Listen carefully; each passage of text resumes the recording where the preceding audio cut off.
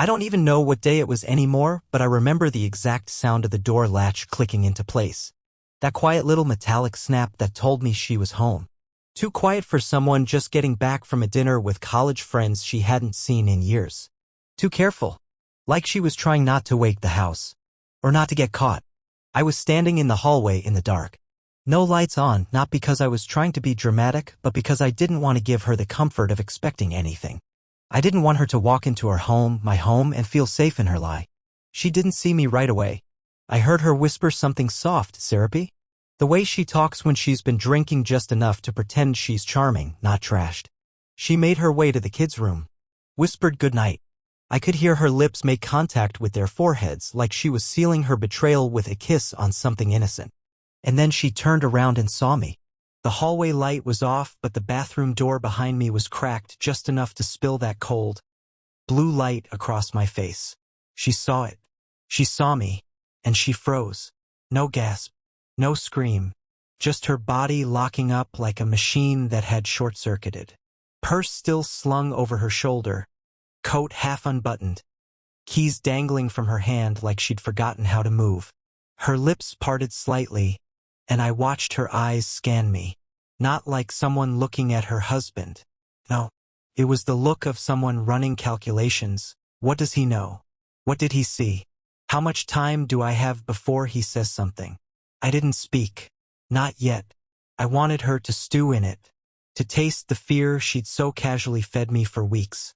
I watched her, just stared, and I swear I saw the moment she gave up the act. The shoulders dropped.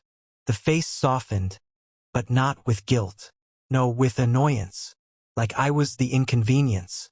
I didn't expect you to be up, she said finally. No apology. No explanation. Not even a fake smile. Just a calm, almost irritated observation like I was breaking her little routine. You were supposed to be in bed. I stepped into the light slow. Measured. She flinched a little, not from fear, but like someone who just realized they were about to be late to something more important. Who is he? I asked. Her face twisted for half a second. Not in shock, not in panic, but calculation again. She didn't ask what I meant.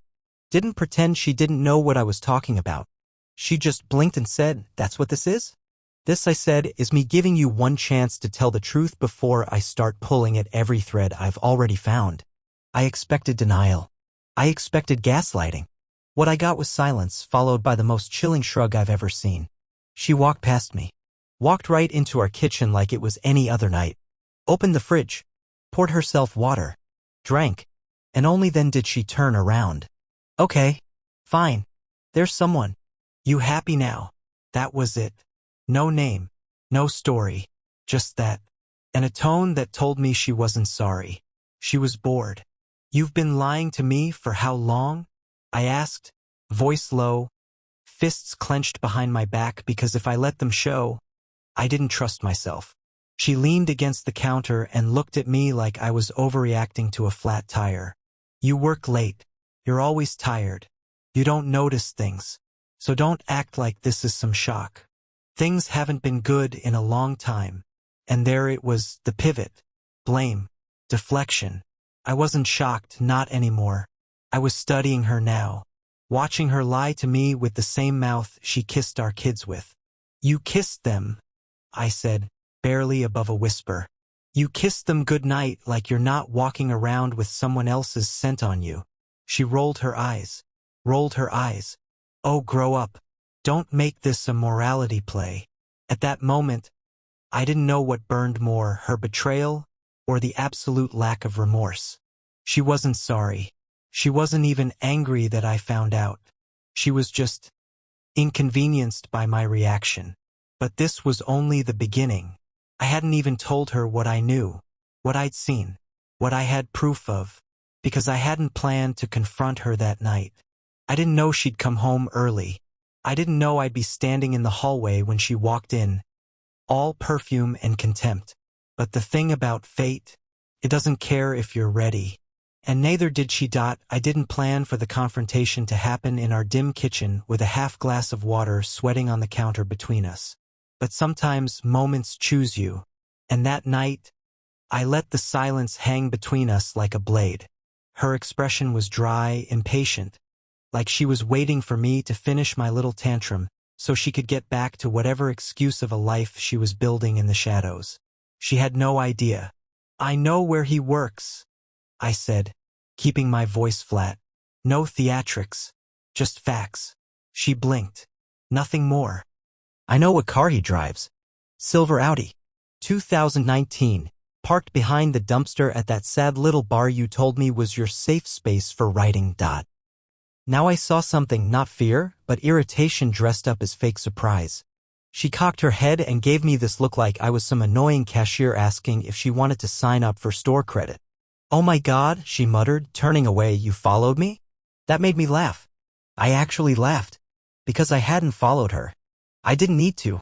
"No," I said, stepping toward her slowly. "Your phone's backup syncs to my cloud. I saw the hotel confirmation 3 weeks ago. You used my email by mistake." Now the cracks started. Not panic, but discomfort. She put the glass down, crossed her arms, shifted her weight from one leg to the other like she was trying to hold in the urge to bolt. "Seriously," she snapped. "You're spying on me now?" "Wasn't spying. It was just there. You left it there like you wanted to get caught." And maybe she did. That part still messes with me. Was it sabotage? Did she want an excuse to detonate what we had so she didn't have to admit she outgrew me? Or maybe never loved me the way she swore she did. She walked toward me then. Not fast, not frantic. And for a second I thought she was going to touch me. Maybe beg, maybe break. But instead, she got close enough for me to smell her perfume again. Same perfume I bought her last Christmas. The one she said was too expensive to wear daily. "I'm not apologizing," she said. "And if you think you're the only one who's been unhappy, you've been blind for years." There it was. The deflection dressed up as honesty. She thought if she said it cold enough, strong enough, it'd land like truth. But it didn't. Because I had the screenshots. I had the dates. I had the photos. "I've seen the pictures," I said. She blinked. "What pictures?" "The ones from that night in the cabin. The one you said was a retreat with the girls. The pictures you forgot were saved to our shared Google photos. You really didn't notice the icon with our initials?" She paled. Just a flash. Like her body betrayed her before her brain could fight it off. Then came the performance. "You went through those? That's low." I stared at her for a long second. "You took selfies. With him. Wearing my hoodie." Now she looked away. It wasn't guilt. It was weariness. Like she was tired of keeping up the facade. She dropped her arms to her sides, let them hang there like dead weight. "I didn't love him," she whispered. "It wasn't about love. You made love in our bed." She flinched at that. Finally, a reaction. "You let him play family. You cooked him pancakes while our kids were at school. You gave him a key." That part made her straighten up. Defiant. "And why not?" she shot back. "You were never here. Always at work, always distracted. I wanted something real." The words landed heavy. Not because they hurt, but because they were spoken like she believed them. Like I deserved it. Like I left the door unlocked and should be shocked someone walked in. "So you replaced me," I said. Just like that. She didn't answer. I nodded. Just once. Then walked to the drawer next to the sink and pulled it open. Took out the envelope I'd hidden there earlier that day. Inside were 3 things: a photo of them at the cabin, her texts to him about how easy it would be if he were the kid's real dad, and the divorce papers and signed. I placed them on the counter between us. Her eyes scanned them in silence. For the first time all night, she looked smaller. Like the weight of it all finally reached her. But she didn't cry. She didn't beg. She just stared at the papers and then looked at me with this impossible mixture of anger and contempt. "You planned this," she said, almost in awe. "You set me up." "No," I replied. "You walked into your own trap. I just made sure the door was open." She stood there, breathing shallow, blinking too fast. The mask had slipped. And what was behind it? Nothing. And that terrified me more than anything else. She didn't say anything for a long time. Just stood there, arms crossed again, like the only thing keeping her from unraveling was holding onto herself. Her eyes flicked from the envelope to me, back to the envelope. Like maybe the papers would disappear if she stared long enough. But I didn't flinch. I wanted her to feel every second of this, to live in the debris she made. She finally spoke, but not to explain, not to plead. Her voice was hollow like a neighbor reporting a missing package. So what now? You gonna take the kids and run? Make me the villain in court? That question, that nerve, lit something in me I didn't know I still had. Not rage. Not sadness. Something colder. Like resolve forged from betrayal. No, I said quietly, I'm not going to take them anywhere. I'm going to let them stay right here, and I'll get the court to make sure I do. She laughed. A sharp, sarcastic breath that tried to mock but came out sounding weak. You think they'll just hand them to you? Good luck proving I'm a bad mother. I didn't need to raise my voice. I just stared her down and said, I don't have to prove you're a bad mother. I just have to prove you brought a stranger into our home, into their lives without telling me, while hiding it under lies and motel sheets. That silenced her. Because she knew. She knew there were rules about that, about who you expose your children to, what boundaries you cross. But before she could form her next attack, something happened that neither of us expected. My phone buzzed on the kitchen island. I turned it over. The name lit up the screen in bold letters. Her sister. And beneath it, 2 words that changed the entire atmosphere in the room. We need to talk. I picked up the phone.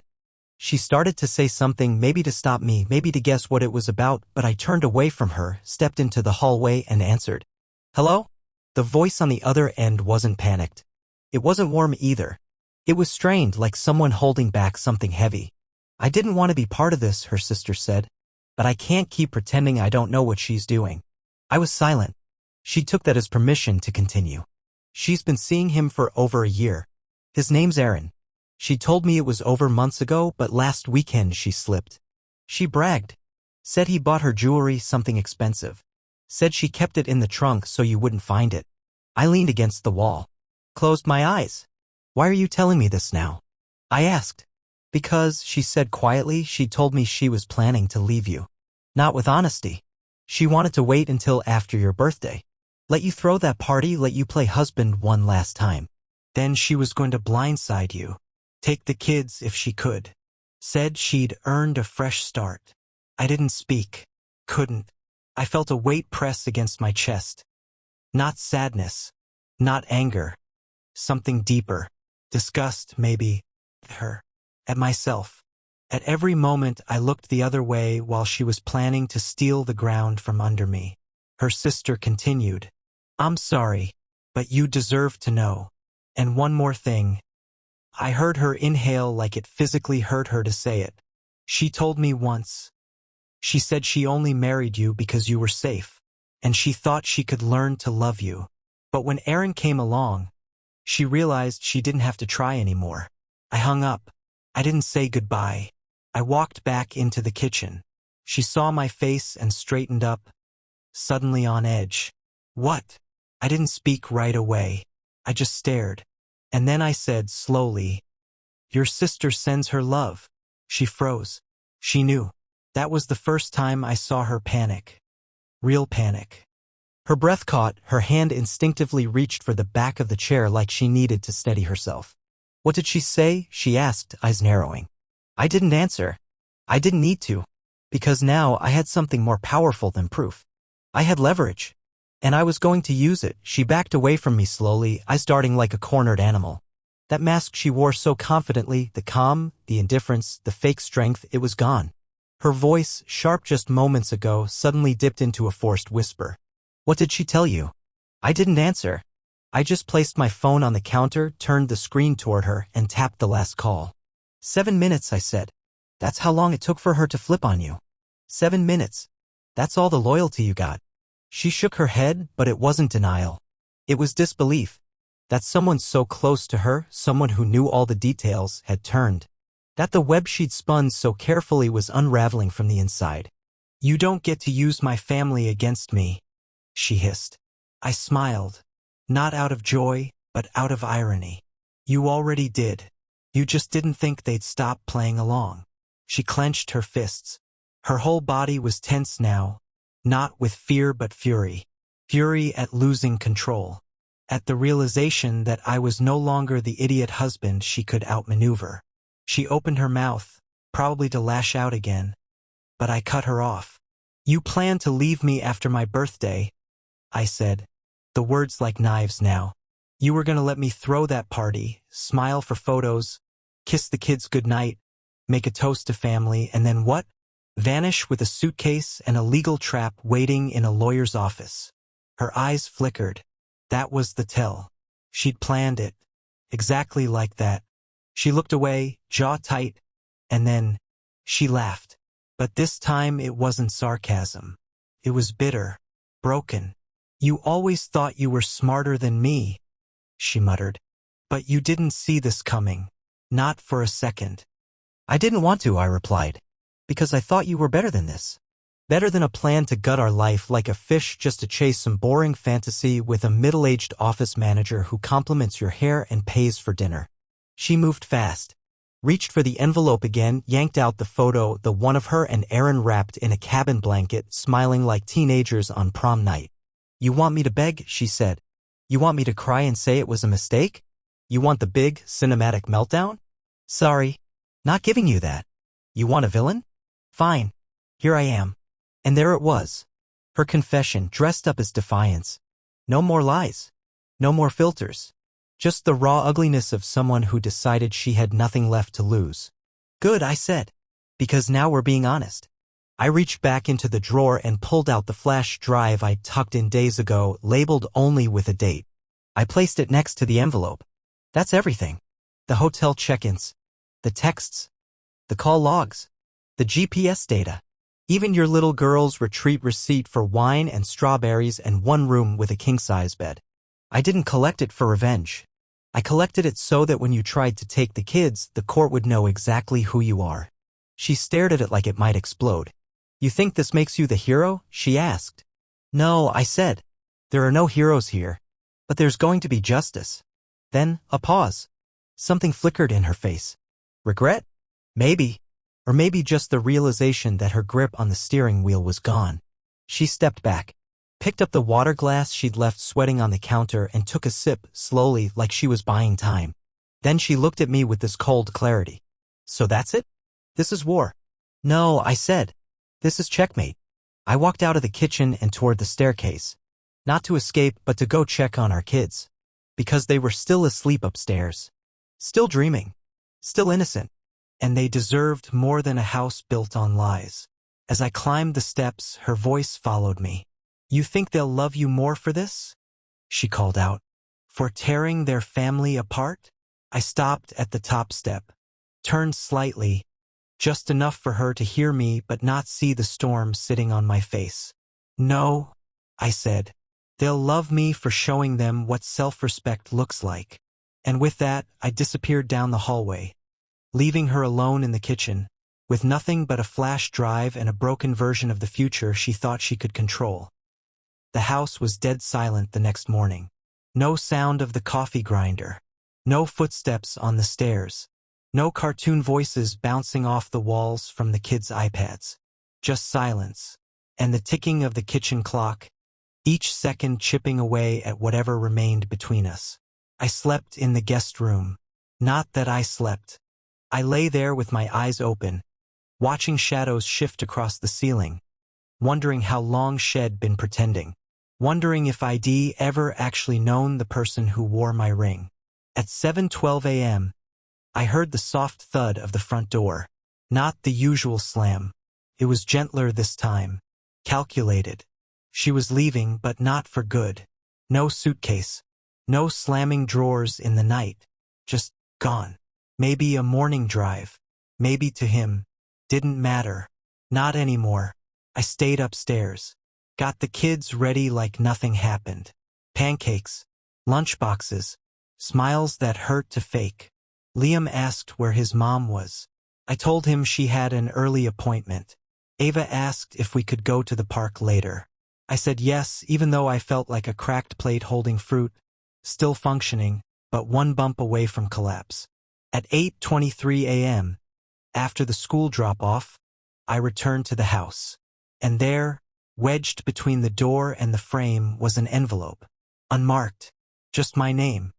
I stood there staring at it for maybe a full minute before I touched it. My first instinct? It was from her.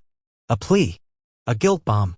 Maybe a letter full of twisted logic and rewritten history justifying every lie as a desperate cry for something she never bothered to ask for.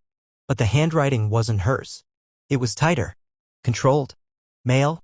I opened it on the kitchen table, same place where she'd leaned the night before like the house still belonged to her. Inside were 3 folded sheets of paper. I unfolded the first one. Read the opening line. You don't know me, but I know your wife. I stopped breathing for a second. My fingers froze on the edge of the paper. The letter continued. She didn't tell me about you at first. Said she was divorced. Then said she was separated. Then said she was living with you for the kids. I believed her until I didn't. Until the pieces didn't add up. I scanned ahead. No signature. Just long paragraphs, tight sentences like someone writing quickly, urgently, like they had to get it all out before they changed their mind. I didn't plan to write this.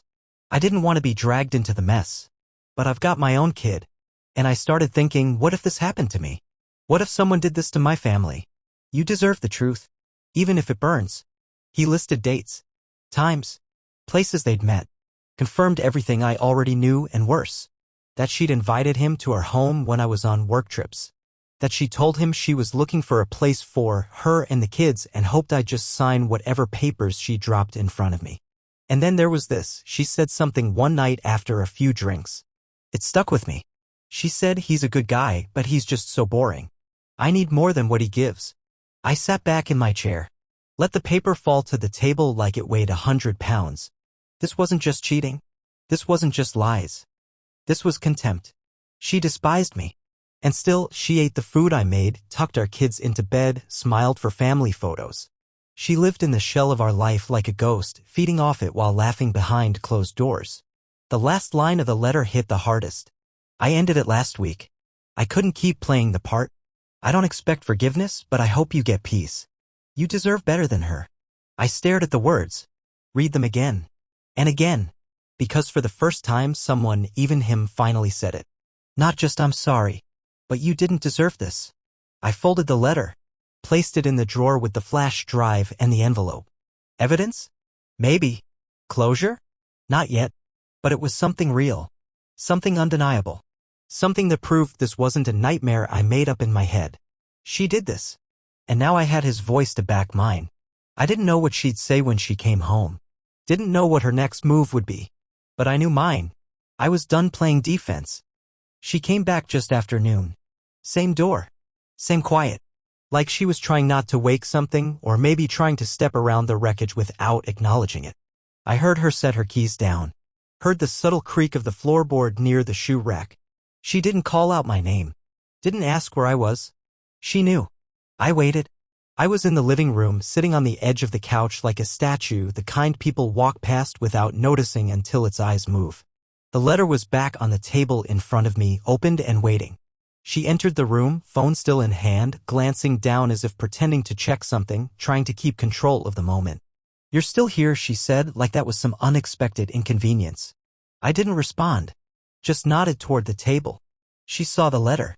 Didn't touch it. Didn't need to. Her face said everything. She recognized the handwriting. You went through my things, she said flatly. That was her first instinct. Not denial. Not regret. Blame. He left it, I said. Wedged in the door this morning. Apparently, he's got more decency than you do. She didn't speak. Didn't move. Just stood there, calculating again. He didn't know, I added. Not at first. Then he did. And he still stuck around. That's the part that surprised me. Her jaw clenched. The mask was back, cold, sharp, but cracked around the edges. She was losing grip on her role. On the story. I didn't ask him to write that. I know. That's why it matters. She finally moved closer, arms folded, posture stiff like she was bracing for a storm. So what now? You going to print copies? Hand them out at school pickup? Tell everyone you're the poor betrayed husband? No, I said. I'm going to tell my lawyer. And then I'm going to tell the kids. Slowly. Carefully. In a way that doesn't poison their whole world. Unlike you. Her face faltered just for a second. The mention of the kids always hit her like a pebble in the gearworks. She could cheat. She could lie. But the kids? That was the part of the mirror she still wanted to see herself in. You're not taking them from me, she said, voice tight. I'm not trying to, I replied. I just want the truth to matter again. You're free to ruin your life. But I won't let you burn theirs down with it. And that's when she cracked. No, you don't get to pretend you were perfect, she snapped, stepping forward, hands clenched now. You worked late. You were distant. You made everything about stability and schedules and control. I was drowning in a perfect prison and you didn't even see it. I didn't move. I just looked at her, full of all the memories I now questioned, anniversaries, family trips, inside jokes that suddenly felt like someone else's story. Then why didn't you leave? I asked quietly. Why did you stay if it was so unbearable? Why keep playing the loving wife while you were scouting your replacement?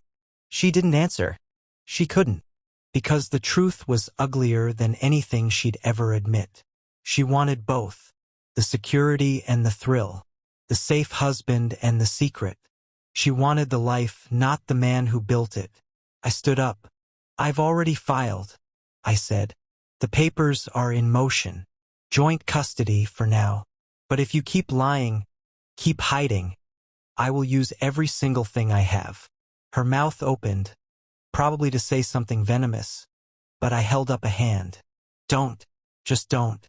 This isn't yours to control anymore. And with that, I walked past her.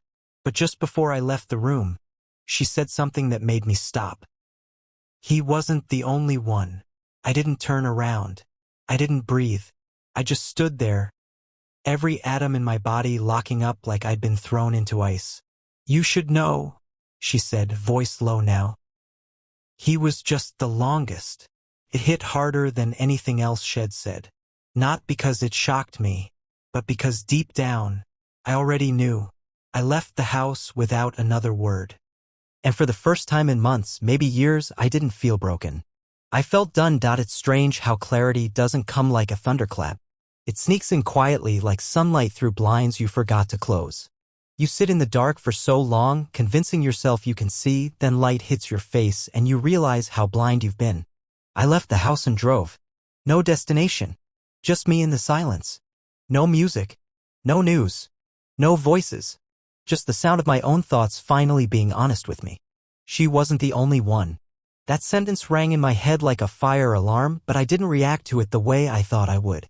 There was no shouting, no breaking things. Just a slow, suffocating realization that I'd been living with a stranger who had mastered the art of deception, not once, not by accident, but over and over again. And I had allowed it. Or maybe I had trained myself to miss the signs. To see her smiles and ignore the shadows behind them. By the time I got to the lake, some nowhere spot a few towns over, I just sat there, parked by the edge, watching the ripples move. That's when my phone buzzed. A new email. Subject, important from Michelle. Michelle, her coworker. They'd worked together for 3 years. Always seemed nice, overly polite, one of those people who brought muffins to meetings. Never really stood out. I opened it. Mark, I debated for days whether I should say anything, and I know this will only make things worse, but I can't keep this to myself anymore. I'm not doing this to hurt you, I just think you should have the full truth. Last year, during the company retreat in Denver, I saw her with another man. Not Aaron. A different one. Younger. She told everyone he was a friend she ran into randomly, but they checked into the same room that night. I didn't say anything because I didn't think it was my business. I regret that now. You were always kind to me. I thought you should know. I'm sorry. Michelle, I sat with that for a while. That retreat? That was the one she said changed everything. Said she came back with clarity, ready to recommit to the marriage. She even brought the kids souvenirs. Told me she missed me more than she expected. We'd gone out to dinner the night she came home. I booked it as a surprise. That night, the one I thought was a spark rekindled was a performance. The ashes were already cold. I just didn't know it yet. I scrolled back to a photo from that night. Us at the restaurant. Her hand on mine. My smile? Real. Hers? Now it looked like she was already somewhere else. I called my lawyer that afternoon. Told him to pull no punches. I wanted full documentation of everything. Financials. Messages. Anything we could use if she decided to twist things down the line. And I started documenting. My schedule with the kids. Their routines. Photos of my involvement, notes from teachers, doctors. Not to build a case against her, but to build a wall around them. Around us, the part she didn't destroy.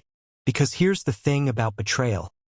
It teaches you how to protect the pieces you still have left. But I wasn't prepared for what came next. That night, after I put the kids to bed, I found something in the garage. Not hidden. just tossed carelessly in a box of old winter gear. A small velvet box. Not jewelry. A flash drive. I plugged it into my laptop, half expecting tax files. Maybe old photos. But there was a folder, labeled with a date. The same date as our anniversary last year. Inside, videos. Not of her, not of him, but of me. Clips, recordings, pieces of my life pulled from our home security system, from my laptop camera, even my work phone. Quiet moments. Me reading to the kids. Me cooking. Me sleeping on the couch.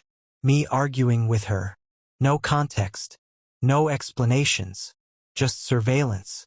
I sat there frozen, mouth dry, pulse pounding in my ears. Why? Why would she keep these? Not memories. Not keepsakes. Evidence. I checked the file details. Creation dates matched key events in our marriage. Fights. Decisions. Legal talks. It wasn't nostalgia. It was strategy. She'd been recording me. Collecting footage. Building a library. For what? Insurance? Manipulation? A setup? I didn't sleep that night. I sat at the kitchen table staring at the screen, every part of my body numb. Because now I knew. She hadn't just cheated on me. She'd studied me. I didn't move from the table for hours. The flash drive sat there like a live wire. I couldn't stop staring at it, as if it would morph into something less disturbing if I looked long enough. But it didn't. It just sat there, full of silence and still frames of a man who thought he was living his life, not performing for someone else's archive. Around 2 a.m. I opened one of the longer clips. It was dated 7 months ago. I remember the night. I'd come home late from work. I was exhausted. She was in one of her moods, cold, withdrawn, quiet but sharp. I asked if something was wrong. She said no. I asked again. She accused me of interrogating her. I pushed. She snapped. I raised my voice and she walked out. The footage didn't include her walking out.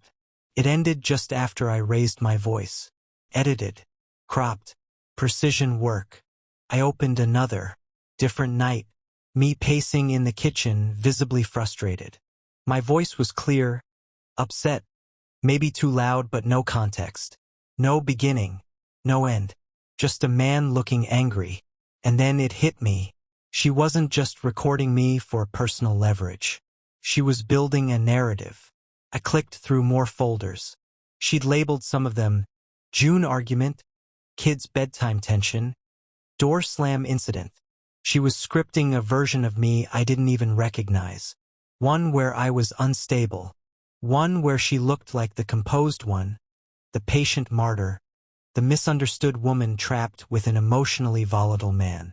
It made me sick.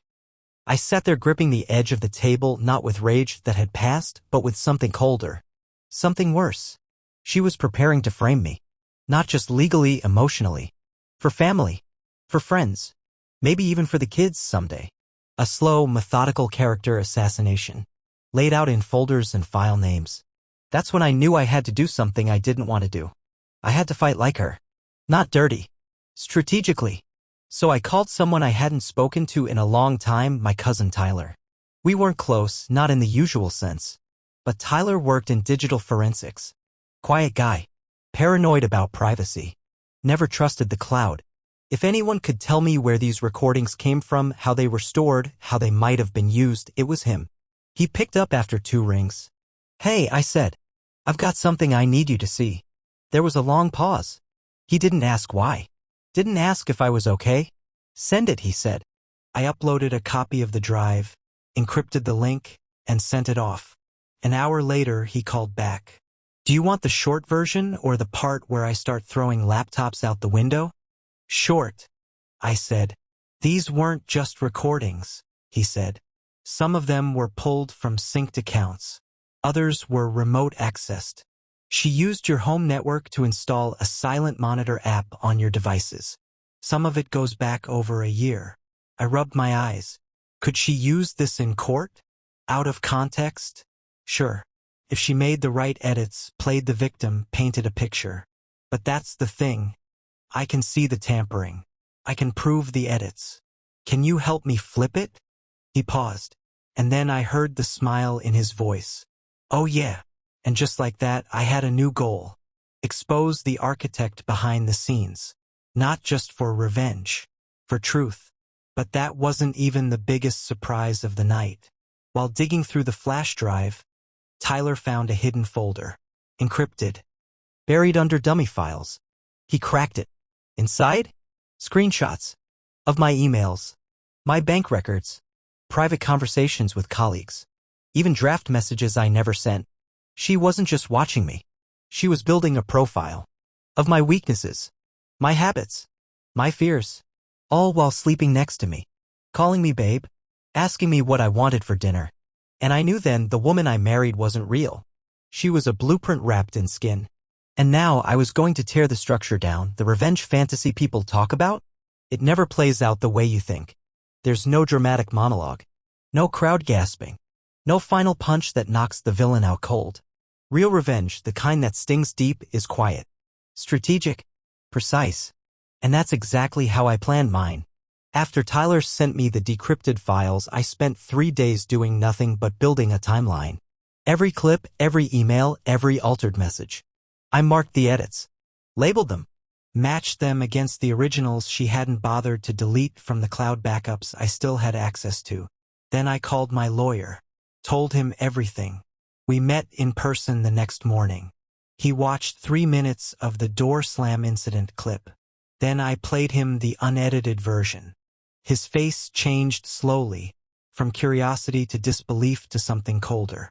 She's trying to establish a narrative, he said. If this were submitted without context, in the right courtroom, it could be used to paint you as emotionally unstable. I know, I said.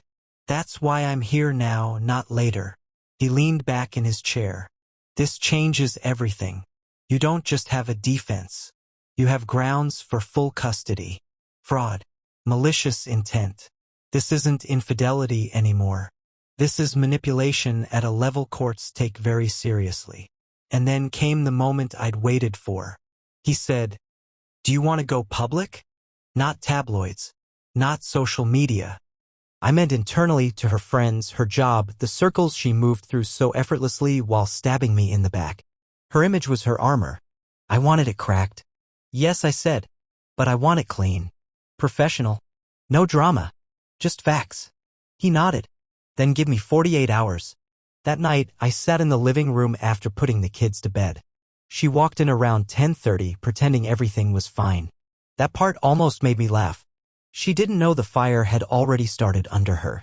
I looked at her and simply said, "You'll be hearing from my lawyer tomorrow. And so will your HR department." She stopped. Mid-step. Turned slowly, that mask already crumbling. "What are you talking about?" "I sent them a dossier," I said. "They'll find a lot of it familiar. Surveillance. Misinformation. Digital breach of privacy. Use of company resources. All tied to your little projects." Now she looked pale. "You're bluffing." I picked up the folder from the table. Placed it down in front of her. "Open it." She hesitated, then did. Page after page.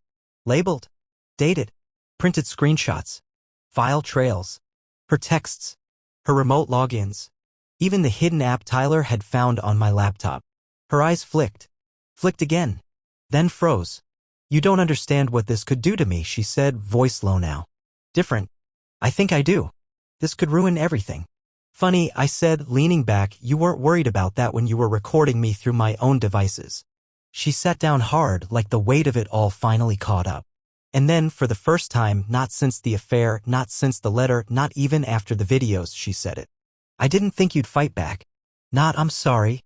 Not, 'I messed up.' Just that." The admission that somewhere deep in her planning, she counted on me being the safe bet. The guy who'd roll over. Who'd drown quietly and let her float away on a lie. "You really thought you were smarter," I said. "You thought I was boring. Predictable. The background music to your double life." She didn't respond. "Here's the thing," I said. "You picked the wrong man to underestimate." She stood up. Walked out of the room without another word. That was the last time we spoke face to face. Because the next morning, her boss called her into a meeting. And within the hour, she was suspended pending an internal investigation. 2 hours later, my lawyer submitted our custody revision request with the full timeline, tech report, and supporting documentation from a certified forensic analyst. By the afternoon, she called. Didn't leave a message, just a missed call, and I never called her back. Because the version of me she planned for, the quiet, passive, obedient man who'd just watch everything burn and stay behind sweeping up ashes. He died the moment I saw that first edited clip. What's left now? The man who's finally writing his own version of the story. It took 3 months. 3 months of silence between us, outside of carefully worded legal emails and scheduled custody exchanges. 3 months of watching my kids slowly adapt to a new rhythm, 2 homes, 2 realities. One with me, calm, stable, predictable. One with her, brittle smiles, tension crackling beneath the surface. But kids, they notice everything. Even when you lie with a smile. The court proceedings were clinical. No fireworks. No shouting across wooden tables. Just documentation. Timelines. Evidence. Her lawyer tried to argue emotional manipulation, claimed I was turning the kids against her. My lawyer played the full, unedited video set. Filed the forensic report. Dropped the encrypted drive as Exhibit A. The judge didn't speak for a long time after reviewing it. Then she looked at my wife, the woman who once wept watching our son learn to walk, and asked her a simple question. Why did you go to these lengths? There was no answer. Because what could she say? That she didn't want to be bored? That stability made her itch? That she wanted to leave, but only after she'd secured control? In the end, the court ruled joint custody, but I retained primary residence. She was granted visitation and weekend rights. That was her punishment. To watch the home she abandoned become a place she was only allowed to visit. I didn't gloat. I didn't even look at her when the ruling was read. Because by then, I'd already moved on to the real battle, healing my kids. They asked questions, of course. Why doesn't Mommy live here anymore? Why did you and Mommy stop going out together? I never lied. I just told the truth with edges smoothed for small hearts. Sometimes people make mistakes that hurt others. And when that happens, we have to protect the ones we love. Even if it means changing everything. They nodded. Kids don't need details. They need consistency. We built new routines. Movie nights. Weekend pancakes. Walks with our dog. I showed up to every parent-teacher meeting. I taught Liam how to ride a bike. I braided Ava's hair for picture day, even though it looked like a failed art project. She smiled anyway, and just when I thought the dust had finally settled, the twist came. A letter, not a call, not an email. A letter folded, creased, handwritten, from Aaron, not the man from Denver, not the stranger from the office party, the man, the one who started it all. It wasn't dramatic, just 2 pages, honest even. He apologized not just to me but to my kids. He said he ended it when he found out the full truth. Said she lied to him too. Told him I was abusive, controlling, emotionally cold, that I'd cheated first. He said something in the letter that stuck with me. I thought I was saving someone. I didn't realize I was helping her build a new prison for someone else. And then, at the bottom, he wrote, "You don't need my forgiveness. But if it means anything, you have my respect." I folded the letter, locked it in my drawer, not because I needed it, but because it was proof. Proof that even the people who helped her unravel everything eventually saw the truth. As for her, I don't know what she feels now. I don't ask. I don't spy. I don't feed the urge to check social media or mutual friends. Because she's not my story anymore. She's a chapter I've closed, a character that burned her own arc. What I've learned. You don't really know someone until you see who they become when they think they're winning. She showed me everything I needed to know. And I showed her that I'm not someone you bury. I rise.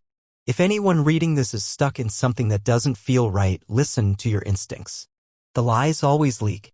The truth always finds a way through the cracks. And when it does, don't just survive it. Rebuild better. That's what I'm doing now. And every morning when my kids wake up in a house filled with honesty, not performance, I know I chose the right kind of war. And I won.